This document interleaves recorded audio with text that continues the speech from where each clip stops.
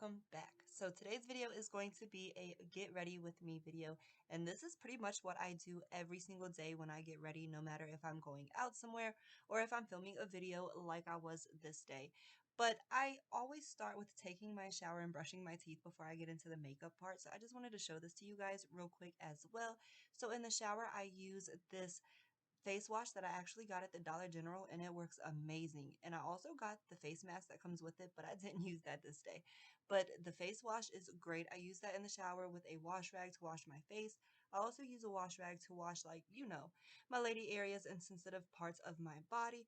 But I also use my Duval spin brush for my face as well. And for my body, it has a cute little body attachment that you can like literally scrub everything with. And I also use my little loofah poof scrub as well.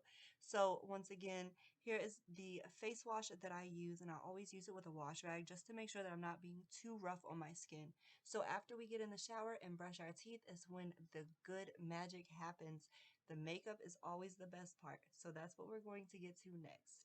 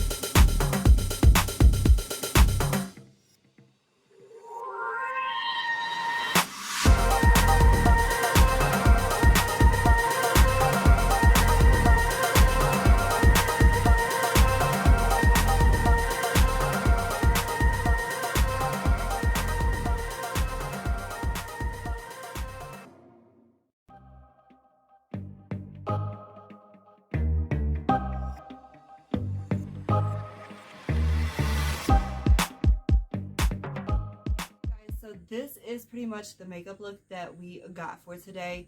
The only thing that I did not include though is what I did for my lips, because usually I don't even do my lips until after I do my hair. Well, I normally get dressed first and then do my hair and then do my lips when I'm like done.